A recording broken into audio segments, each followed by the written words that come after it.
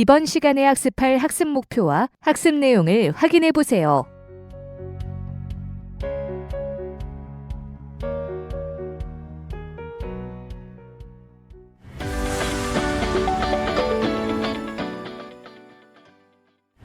먼저 축사표준 설계도의 정의를 살펴보겠습니다. 모든 건축 설계도는 건축사가 제작을 하도록 규정되어 있는데요. 하지만 축사표준 설계도는 농림축산식품부 장관이 작성하고 국토교통부 장관이 인정한 설계도면을 말합니다. 축사표준 설계도는 국토교통부 장관이 인정한 설계도면이기 때문에 인허가 절차에 있어서 건축사가 작성한 것과 동일한 효력을 갖고 있습니다. 따라서 설계비가 절감되며 건축 신고로 할 수 있기 때문에 감리자를 선정하지 않아도 되어 감리비가 절감되는 장점이 있습니다. 축사표준 설계도는 다중이 이용하는 것을 감안하여 지역별로 설계했습니다. 건축물의 경제성을 감안하여 일반 철골과 경량 철골 두 가지로 설계되었으며 원하는 형태로 선택할 수 있습니다. 축사표준도의 설계 규모의 경우 각 동의 면적은 표준도면의 상한 면적인 1700제곱미터 미만으로 설계되었습니다. 사육 규모는 톱밥 우사의 경우 68두에서 98두이며 후리스톨 우사의 경우 50두에서 91두입니다. 다음으로 축사표준 설계도를 이용하는 방법을 활용체계도를 통해 살펴보겠습니다. 첫 번째로 토지 이용 계획을 열람하거나 발급받아서 관련 법령을 검토해야 합니다. 우리나라에서는 축사 건축이 가능한 토지의 용도가 구별되어 있고 축사 건축이 불가능한 토지에서는 축사 건축이 불가능하기 때문에 대지의 현황 파악과 토지의 면적에 비례하여 건물의 상한 면적을 정할 수 있습니다. 따라서 가축의 사육 규모를 사전에 검토해야 합니다. 두 번째로 축사 건축이 가능한 토지라 하더라도 지역별로 건폐율이 다르게 적용되기 때문에 해당 토지의 상한 건축 면적 내에서 축사 면적을 결정해야 합니다. 세 번째로 축사에 필요한 면적과 소독, 그리고 방역에 필요한 면적, 가축의 분뇨를 저장하고 처리할 수 있는 면적을 산출하여 필요한 건물의 동수를 검토해야 합니다. 네 번째로 토지의 진입로를 중심으로 가축을 사육할 수 있는 부분과 부속시설을 적절히 배치하고 관련된 평면을 작성하거나 축사표준도에 있는 관련 도면으로 구성해 검토하고 다섯 번째로 해당 토지와 이에 따른 건물 규모를 확정하였지만 공사비를 검토하여 예산 범위 내에 있는지를 확인하고 다음 과정으로 갈 것인지를 결정합니다. 여섯 번째로 검토 결과 이상이 없는 경우 건축 인허가로 진행을 하는데요. 건축 인허가에서 100% 축사 표준도를 이용하여 할 수 없습니다. 토지의 안전에 관한 토목도면과 가축 분뇨를 위한 배출허가용 도서를 별도로 구비해야 하므로 건축설계사무소와 협력하여 진행하는 것이 좋습니다.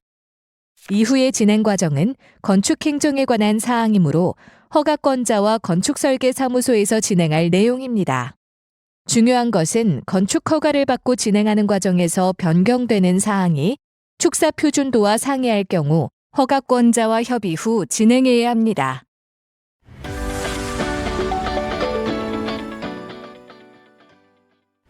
낙농우사의 시설 배치에 대한 내용을 살펴보겠습니다. 낙농을 사육하기 위해서는 보시는 것처럼 내부 울타리와 외부 울타리를 기준으로 배치하는 것이 좋습니다. 외부 주차장을 설치하였고 소독시설을 이용하여 출입을 통제하는 것으로 설계되었으며 분뇨 반출을 위한 출입구를 별도로 설치한 것을 볼 수 있습니다. 다음으로 배치도를 작성하는 방법에 대해 알아보겠습니다. 가장 중요한 것은 사육구역과 관리구역을 울타리로 구분하는 것이 중요합니다. 내부 울타리, 외부 울타리를 구분하여 설치하는 것이 좋습니다. 소독시설은 사육시설 입구에 설치하여 선별적으로 출입 차량을 통제하고 차량과 사람의 소독 후 사육시설 공간으로 출입을 허용할 수 있는 통제 방법으로 설치하여야 합니다. 주차장은 사육시설 외부에 설치하고 사무실 출입 인원은 분리된 외부 공간 전용 출입구를 설치한 곳으로 출입이 가능하도록 하여야 합니다.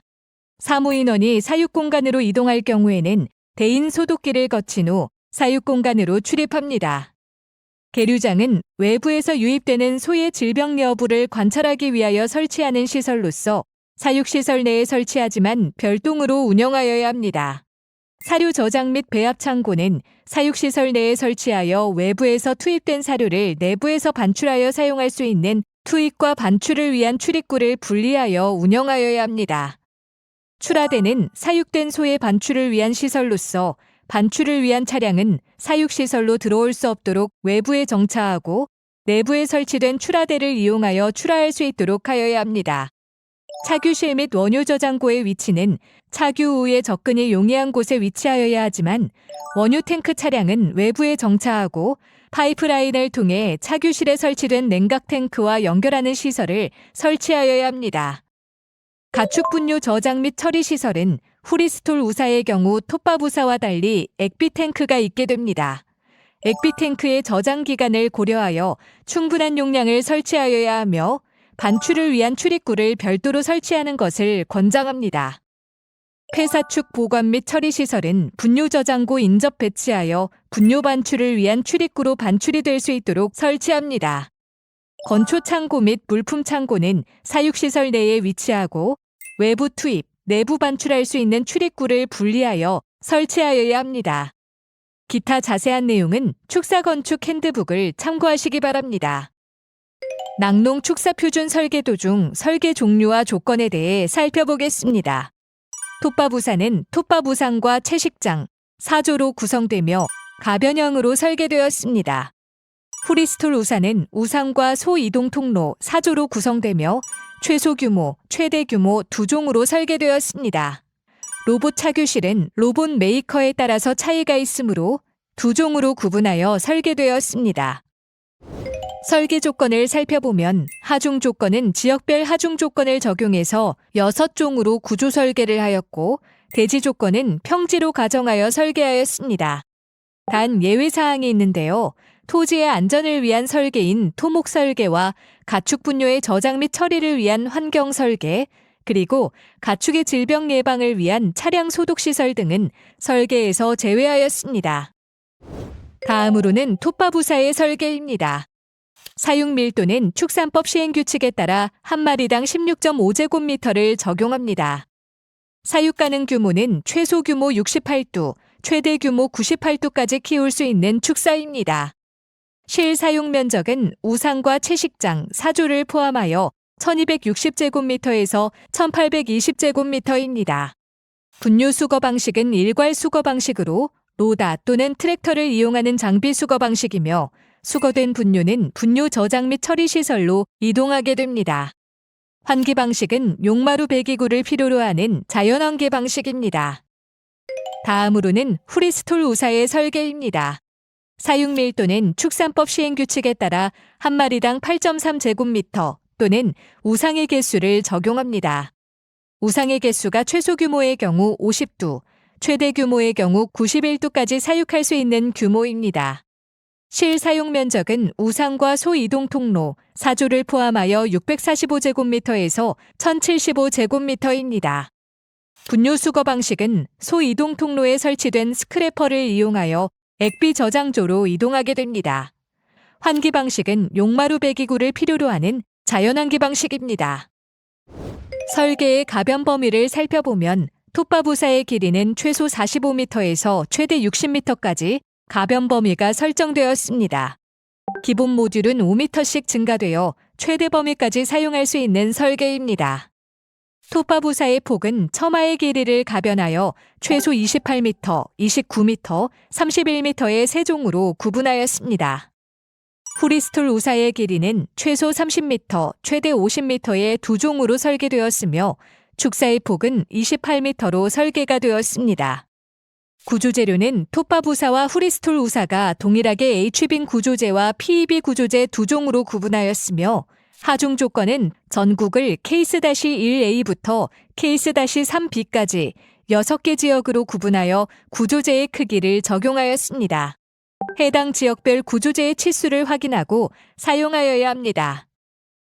톱밥우사의 평면 설계는 5m 곱하기 20m 우방을 기본 모듈로 길이를 가변화하였고 우방 내 별도의 기둥이 없어서 공간의 활용성을 향상시킬 수 있도록 설계되었습니다.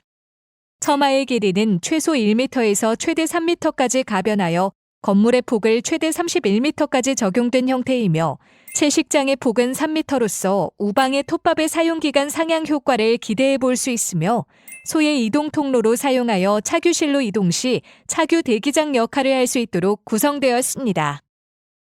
톱밥 우사의 평면도를 살펴보겠습니다. 우상은 소가 휴식을 취할 수 있는 톱밥 깔집이어야 하며 중간에 기둥 등의 장애물 없이 자유롭게 휴식을 취할 수 있는 구조입니다. 그리고 사조와 우방 사이에 채식장을 설치하는데요.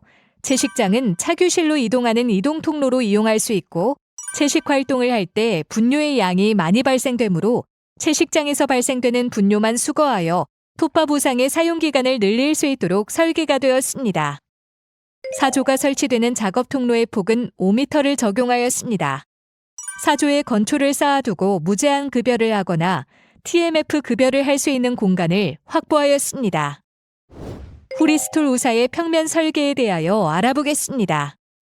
사용 밀도는 8.3제곱미터로 축산법 기준이 적용되었으나 실 적용 사육두수는 우상의 개수로 적용되어 최소 50두, 최대 91두가 적용되었습니다.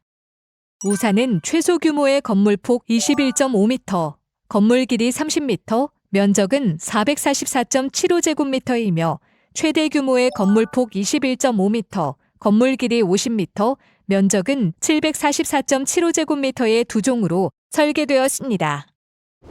후리스톨 우사의 평면도를 살펴보겠습니다.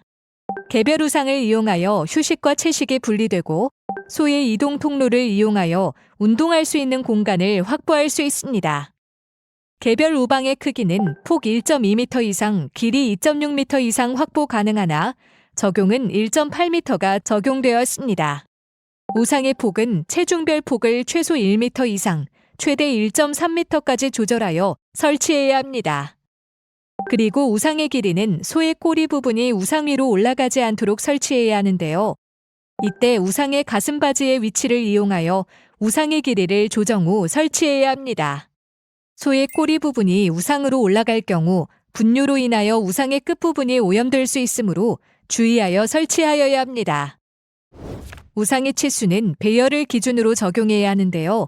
건물의 길이를 따라 2에서 3열로 배열하고 사조는 채식장과 우상과 나란히 배열하게 됩니다. 이 배열 방법은 스크래퍼를 이용한 분뇨의 청소를 용이하게 하며 축군의 구분이 가능하고 소의 채식 활동과 휴식을 위한 자연스러운 이동에 도움이 되며 향후 우사의 확장 등의 장점이 있습니다. 그리고 채식장 설치의 경우에는 폭 3m 이상 설치를 권장하고 있습니다. 채식장은 스크래퍼의 사양에 맞게 설치합니다. 소의 이동을 위한 이동 통로의 폭은 최소 2.4m 이상 설치하여야 합니다. 급수기가 설치되어 있는 연결 통로의 폭은 물통 끝선에서 2.4m 이상 확보를 해주어야 음수를 하고 있는 소의 간섭이 없이 교행이 가능합니다. 이와 같이 후리스톨 우사에는 톱밥 우사와 달리 세부적인 치수를 정확하게 적용하여야 사육 환경을 크게 향상시킬 수 있습니다. 이와 같이 채식장과 소의 이동 통로의 역할은 차규우의 경우 우상에서 휴식을 제외한 활동 공간이면서 배뇨 활동의 공간이며 차규를 마친 차규우의 이동 공간이면서 사료를 섭취하기 위한 공간입니다. 소가 이동 간의 사료를 섭취하거나 음수를 하고 있는 소와 서로 방해되지 않도록 하며 충분한 치수를 확보해야 합니다. 다음은 후리스톨 우사에서 적용되는 세부 치수에 대해 알아보겠습니다. 적절한 우상의 길이는 분뇨에 의한 오염을 최소로 할 수 있는 치수이며 이는 소의 건강에도 도움이 됩니다. 목 가로대 파이프는 칸막이 상부에 파이프를 가로질러 설치하게 되면 소가 서 있지 못하게 함으로써 앞으로 전진하는 것을 방지하고 우상에서 분뇨를 배설하는 것을 방지할 수 있습니다. 높이는 1.2m의 높이가 적정합니다. 높이가 낮게 되면 누워서 일어날 때 움직임이 부자연스럽고 소의 목과 척추에 심각한 부상과 체형의 변화가 발생할 수 있습니다. 가슴바지는 콘크리트 턱, 목재, 폐타이어 등을 이용하여 턱을 설치하여 소에게 상처를 주지 않는 재료를 설치하여야 합니다. 따라서 후리스톨 우사의 몸 공간은 엉덩이부터 가슴까지의 치수를 적용하고 머리 공간은 가슴부터 소의 뿔까지의 치수를 적용합니다. 이때 머리 공간은 조절이 가능하도록 설치합니다. 그리고 여유 공간은 소의 뿔부터 코까지의 치수를 적용하고 이때 목 레일 및 가슴바지판의 거리를 우상턱의 끝 상단을 기준으로 적용하여야 합니다. 후리스토를 처음 사용하는 소의 움직임이 부적절할 경우 목 레일의 위치를 일시적으로 조절하여 사용할 수도 있도록 탈부착이 가능한 클립 형태로 공정하는 것을 권장합니다. 소가 우방 사용에 익숙해지면 위치를 개선하기 위해 목 레일을 정상적인 위치로 다시 조절하여 고정시킵니다. 다음으로 지붕 설계에 대한 내용을 살펴보겠습니다.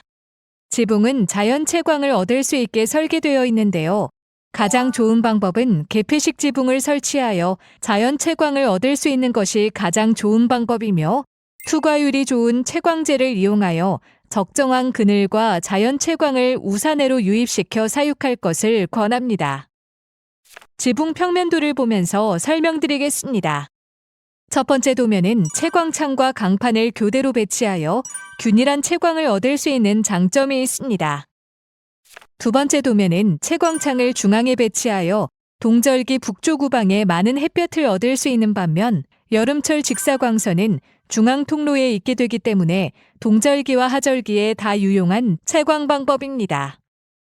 세 번째 도면은 남측에만 일부 채광창을 두어서 후리스톨의 우상과 연계한 그늘과 채광 면적을 적절히 배분할 경우 선택적으로 사용 가능한 설계입니다. 네 번째 도면은 동절기 북쪽 우방에 많은 햇볕이 필요한 경우에 설치하는데요. 여름철 남쪽 우방에서는 직사광선을 피할 수 없는 것이 단점입니다. 낙농우사의 단면 설계에 대해 살펴보겠습니다. 지붕의 경사도는 12분의 4를 반드시 지켜서 자연환기가 원활하게 되도록 해야 하고 처마 높이는 5m로 설계되어 자연환기에 최적화되어 있습니다. 또한 처마의 길이는 1.5에서 3m로 설계되어 필요한 치수로 설치할 수 있게 되었습니다. 용마루 배기구는 지붕 경사도 12분의 4와 연계되어 30cm 이상 상시 개방해야 원활한 자연환기 효과를 얻을 수 있고 기초의 깊이는 해당 지역에 적합한 동결선 이하로 적용해야 합니다. 자동 착유 방식인 로봇 착유기를 이용한 착유실 설계에 대해 살펴보겠습니다. 일반적인 착유는 하루에 2회 착유하지만 로봇 착유의 경우에는 착유 후 개체별로 자유롭게 착유를 함으로 인하여 착유로 인한 노동시간이 생략되는 장점이 있는 방식입니다. 로봇 착유기의 기준은 한 대당 착유 후 50에서 60두를 기준으로 하고 있는데요. 착유를 완료한 소는 사료 섭취장으로 쉽게 이동할 수 있는 동선이 필요하며 착유가 필요하지 않은 소는 착유실로 입장하지 못하게 유도하여야 하고 환축과 임신이 가능한 소를 처치실로 유도하는 자동 선별 출입구를 설치하여야 자동화가 가능합니다. 현재 착유시설은 각 기능별 또는 공급회사에 따라 고유한 자동화 방법을 택하고 있어 자동화에는 제작사와 협의를 하고 완성을 하여야 합니다. 이때 장단점을 잘 파악하고 설치해야 하는데요. 착유 가능 두수 50에서 60두는 동일하지만 유량계 장착 여부, 유두 세척 방법, 자동 체중 측정 장치, 개체별 산유량 자동 기록 장치, 유방염 감지 장치와 같은 측정 장치의 성능별 차이와 착유율을 선별할 수 있는 자동 인식문, 일반 출입문, 자동 사료 공급 장치와 같은 시설의 설치 여부 등의 기능을 살펴보아야 합니다. 축사표준 설계도에서는 주로 많이 이용하고 있는 수입 제품의 2개사를 위한 설계도면이 수록되어 있는데요. 화면에서 D사 로봇 착유기의 위치를 확인할 수 있습니다. 보다 자세한 내용은 도면 번호를 참고하시기 바랍니다. 이를 참고하여 설치하거나 제작사에서 공급하는 설비에 따라서 보완하여 설치할 것을 권합니다. 다음은 L사 로봇 착유기 설계도면인데요.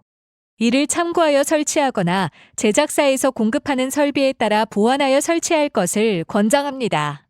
보다 자세한 내용은 도면 번호를 참고하시기 바랍니다. 낙농우사의 ICT 설계에 대한 내용을 살펴보겠습니다. ICT는 인포메이션 앤 커뮤니케이션 테크놀로지의 약자로 정보기술과 통신기술의 합성어로 통신 설비와 결합하여 관리 사무실 또는 휴대폰으로 농장의 자동화 기기를 제어할 수 있는 기술입니다. 이러한 ICT 기술은 낙농우사에도 적용될 수 있는데요. 화면에 유우사의 ICT 개념도가 제시되어 있습니다. ICT 중앙 제어 장치는 관리실에서 총괄하여 제어할 수 있도록 설치합니다. ICT 장비의 설치 위치를 살펴보겠습니다. 먼저 톱밥우사의 사료 자동급이기의 설치 위치는 로봇 차규기와 연계하여 설치하며 우방 내에 20두씩 1개씩의 자동 사료 공급 장치를 설치해야 합니다. 건초와 같은 조사료는 무제한 공급할 수 있는 기계 장치 또는 인력으로 사조에 공급할 수 있도록 하여야 합니다. 후리스톨 우사의 사료 자동급이기 설치 위치도 톱밥 우사와 동일합니다. 화면에 제시된 도면에서 해당 위치를 참고하시기 바랍니다. 환경 모니터링 센서는 온도와 습도, 유해가스를 측정할 수 있는 센서로 우방 상부, 소의 머리 높이에서 1에서 2m 위쪽에 설치합니다. 이러한 환경 모니터링 센서는 우방별로 설치해야 하지만 우군별로 설치할 수도 있습니다. 다음으로 CCTV는 회전용과 고정용을 적소에 설치하는데요. 특히 분만이 예정되어 있는 소를 관찰하기 위해서는 고정용을 집중하여 관찰할 수 있는 위치에 설치해야 합니다. 모든 정밀기기 장비는 낙뢰에 취약하기 때문에 반드시 필요 설비도 갖추어야 합니다. 이어서 컨트롤러는 ICT 장비를 제어할 수 있는 장비로서 작업 통로의 초입에 설치하고 통합하여 관리할 수 있는 장치는 관리사무실에 설치합니다. 송아지 자동 포유기는 송아지방에 설치하며 초유 급유는 인력으로 급유하고 포유 기간에만 자동 포유기를 이용하는 것으로 운용합니다.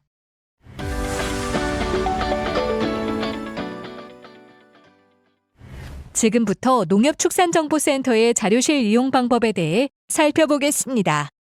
축사 표준 설계도를 열람하거나 출력하기 위해서는 농협축산정보센터 홈페이지에 접속한 후 상단의 자료실로 들어가면 됩니다.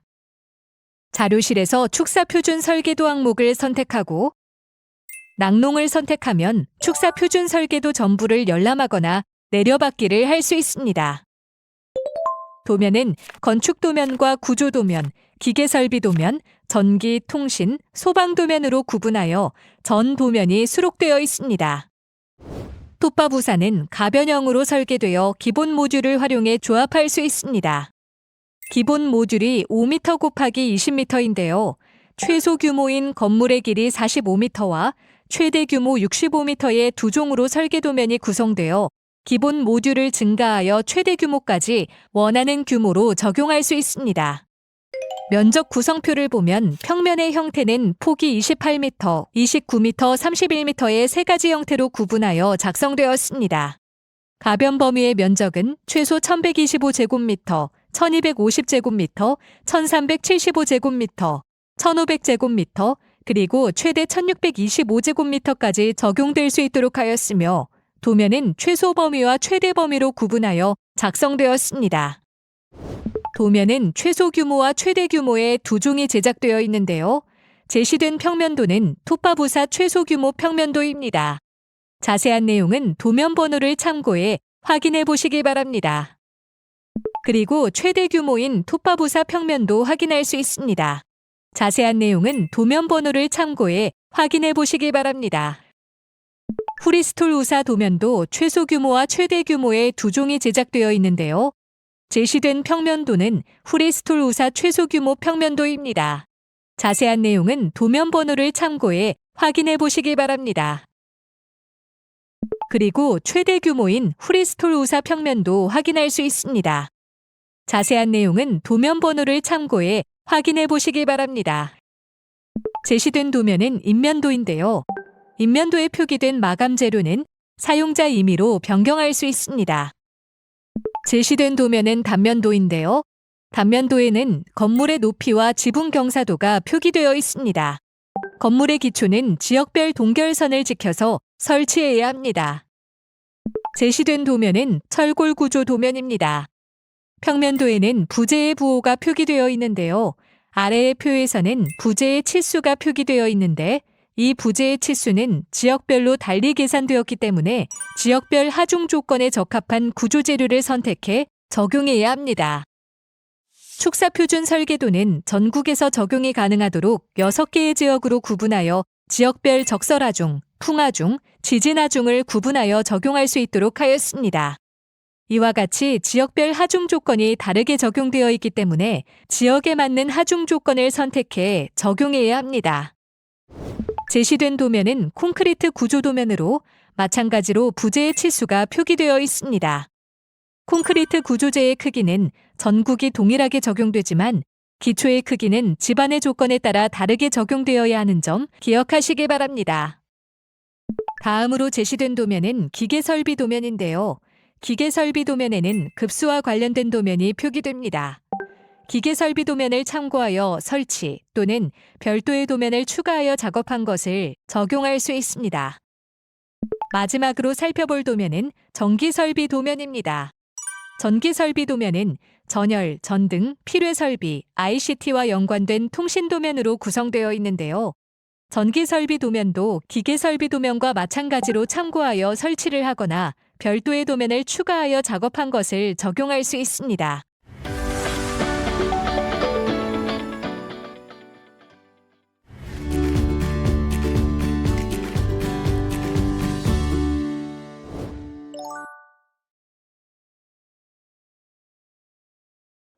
크게 구분되는 것은 사용 밀도에서 차이가 납니다. 톱밥 우사에서는 젖소 한 마리당 필요한 사용 면적은 16.5제곱미터이고 프리스톨사에서 젖소 한 마리당 필요한 사용 면적은 8.3제곱미터입니다. 100마리의 젖소를 사육하는 농장이라면 톱밥 우사의 면적은 1650제곱미터가 필요하고 프리스톨 우사의 면적은 830제곱미터가 필요하게 되어 건축 면적에서 많은 차이가 나는 것을 볼 수 있습니다. 다음으로 톱밥 우사에서는 우사 내의 칸막이가 크게 우방과 사조로 구분되는 칸막이만 있고 내부에는 자유롭게 채식과 휴식을 할 수 있도록 개방되어 있는데요. 프리스톨 경우에도 크게는 우방과 사조를 구분하는 칸막이로 구분하지만 우방 내에서는 개별 우방 칸막이와 개별 매트레스를 설치하여야 합니다. 그리고 이동 중에 미끄럼 방지를 위한 바닥을 설치하여야 자유로운 채식 활동과 휴식 활동을 할 수 있습니다. 분뇨 처리 방식에서도 차이가 있습니다. 톱밥 우사에서는 톱밥의 상태에 따라서 주기적으로 톱밥을 교체하여 톱밥과 혼합된 분뇨를 퇴비사에서 일정 기간 후숙 과정을 거쳐서 배출하게 됩니다. 프리스톨사의 경우에는 배출되는 분뇨는 액비 상태로 배출되기 때문에 분뇨를 청소할 수 있는 스크래퍼와 또 분뇨를 저장할 수 있는 저장 탱크, 발효를 할 수 있는 발효조 등이 필요하고 최종적으로 액비를 농지에 살포할 수 있는 액비 살포 차량과 또 기타 많은 조치가 필요하게 됩니다.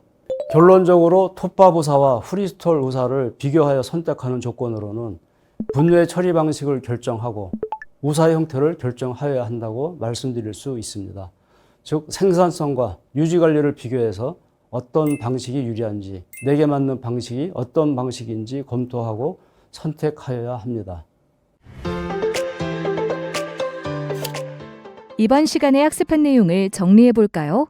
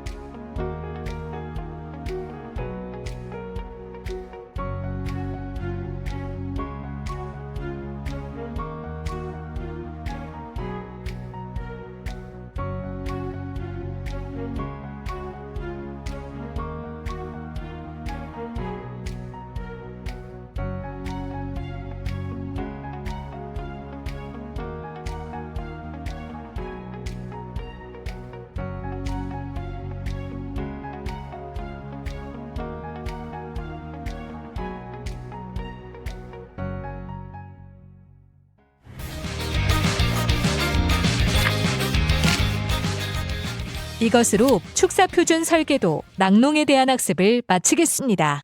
수고하셨습니다.